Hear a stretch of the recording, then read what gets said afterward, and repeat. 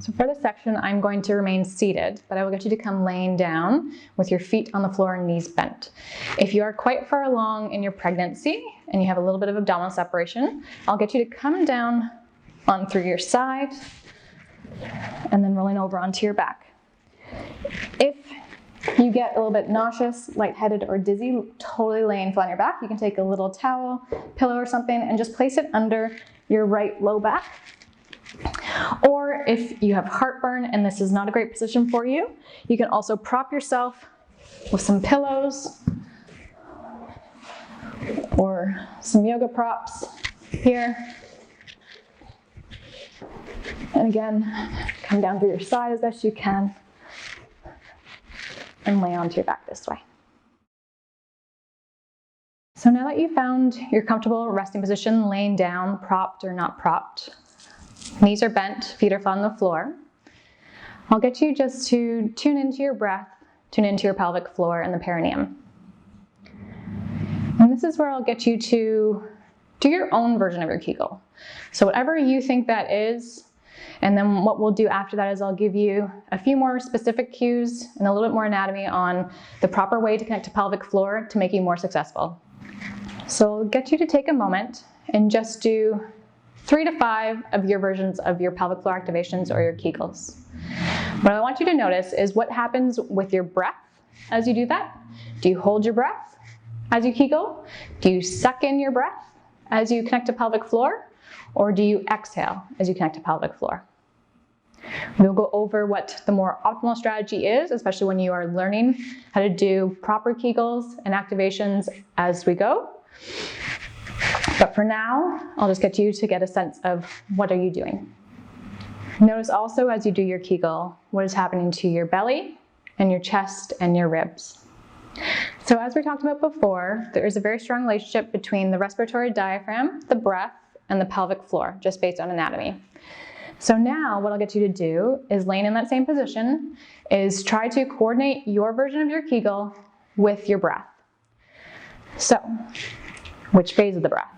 I'll just go over briefly the anatomy of the breath and how the muscles move as we breathe in and out.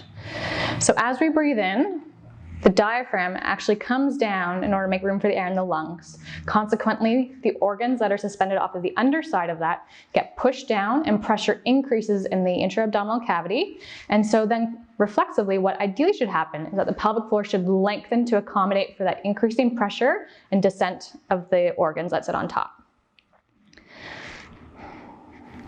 On the exhale, we know that the diaphragm recoils back up and in order to push the air out of the lungs, and then consequently the pelvic floor also should rise. And this is on the exhale is where we get that reflexive gentle contraction of the pelvic floor to help control bladder and bowel.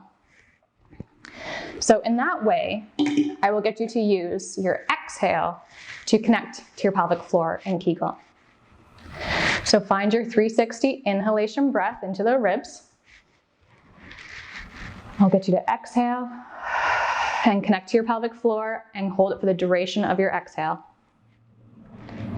Inhale, let the Kegel go, expand the ribs. Blow, imagine like you're flickering the flame of a candle without blowing it out. And connect to pelvic floor. We'll do one more here. Inhale. And exhale, connect and Kegel. So again, seeing if you can compare to what you felt earlier when just doing them in your own way. So noticing, do you feel more connected with your pelvic floor if you coordinate on the exhale? Is it too complicated and you can't feel too much because it's too many things going on in your brain? Do you feel less connected to your pelvic floor as you exhale? Noticing as well, did you hold your breath even though I cued you to exhale as you Kegeled? That's a very common strategy is once we start to Kegel, even though we start exhaling, then we tend to hold our breath because we're just so focused and it's easier sometimes to do in our mind that way. So now we'll go over a few different ways to connect to pelvic floor, some imagery, some cues focused on the specific anatomy and direction of the muscle fibers in the pelvic floor. So just briefly going over the anatomy here, we can see the front of the pelvis, the pubic bone, and this is the back, the spine. And through the bottom, we have this hammock of musculature and connective tissue, which is called the pelvic floor. So the first layer of the pelvic floor, we have three. The first layer lays more here superficially, so it's one on the most outside, and it connects to the pubic bone, the sits bones, and then in through the central tendon, where all the muscles that run front to back, side to side, come and congregate between the vaginal opening and the anus. These first layer of muscles are more related to sexual arousal and stimulation. So when it comes to continence, we're less concerned with these muscles, but they can still influence the other layers. The second layer of the pelvic floor muscles, which this model only has two, so we can see that they almost run this exact same distribution along the sides here and then towards the middle, and also include these broader muscles in through here. The layer 2 muscles are more related to bladder control and continence, which is important, especially in relation to pre- and postnatal care.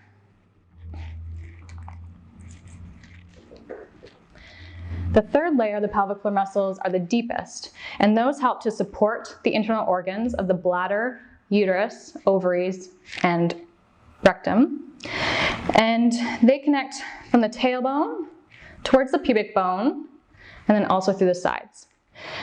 So in addition to the support function that this layer provides, it also helps with our central stability and of our core in relationship to the pelvis and hips, but also to the trunk. So again, this is a very important layer as well, related to pre- and postnatal. So let's focus on the second and third layers of the pelvic floor. So finding your comfortable position, laying on your back, supported, propped, however you need. We'll focus on the exhale, doing a Kegel, focused on actually trying to draw the pubic bone towards the tailbone. So trying to close the pelvis front to back. You can also think about it like winking the clitoris, represented by this little yellow dot here, trying to wink the clitoris back and down. So I'll get you to take a nice breath in, 360 ribcage expansion. Exhale, flicker a flame, and then try to close the pelvis front to back, or wink the clitoris down.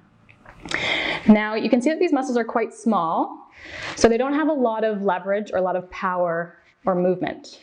So what you will feel is more of like a subtle tensioning type of activation, rather than anything big, strong, and powerful. So it can be quite subtle, but as long as you're imagining the imagery that I am sharing with you, trust that it's working. And if you really need more help, you should get in to see your local pelvic floor physiotherapist. So let's do 2 more breaths like that. Breath in, exhale, close the pelvis front to back. 1 more. And then exhale, connect, winking the clitoris. We're going to try another cue for the second layer of the pelvic floor, and that is the idea of stopping pee. However, I don't want you to think about stopping pee by gripping the abs. That's normally where we get the sensation to urinate, and that urge to go pee is more in the front of the lower belly. What I would like you to focus on is more around the level of the urethra, which is here.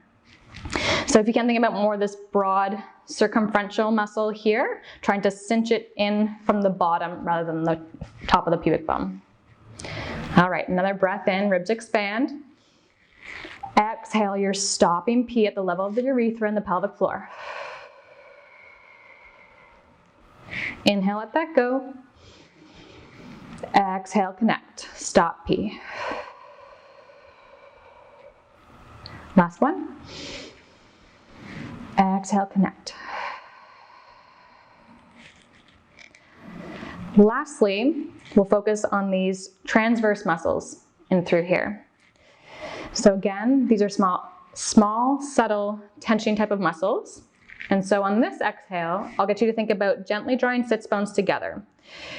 It's quite common with this cue for people to squeeze their bums with their inner thighs or grip their belly. So being mindful that all of those other external muscles, those big movers, are staying nice and quiet and relaxed.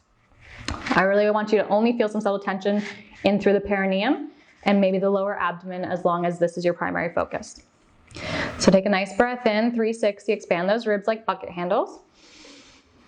Exhale, gently draw sits bones towards center. This one will feel even smaller than the previous 2 that we did. Breath in. Exhale, connect. Last one. And connect.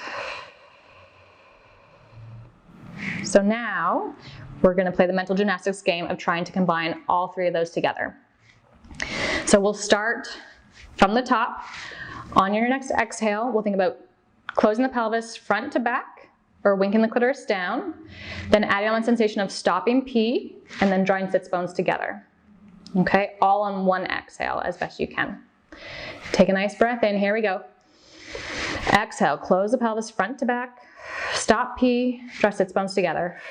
Keep blowing, keep connecting, blowing, connecting. Good. Breath in, let that all go. Belly expands, pelvic floor lengthens. Exhale, close the pelvis front to back, stop pee, sits bones come together. Really focusing on all the muscles here of layer 2, helping with bladder control. Breath in. Breath out. Wink the clitoris down, stop pee, sits bones to center. Good. So you can try those individually as we did if the combination of the 3 is too much, or as you get a little bit better, you can start adding 2 together and then adding all 3 eventually. The key thing is that you're working on your exhale, on your inhale, you're letting everything go, and also that as you connect to your pelvic floor, you're feeling small, subtle tension, that your bum isn't gripping, inner thighs, hamstrings are all staying nice and quiet. If you're having trouble feeling that reflexive, gentle tension in the pelvic floor, you can try to speed up your exhale by blowing a little bit faster. So instead of out of the nose, for example, that's really small and quiet, then what you can do is more of a cannonball shot. And in that way, it's going to reflexive decompress the abdominal and pelvic cavities to allow for pelvic floor and abdominal wall to reflexively lift, and then you're just accentuating that as you exhale.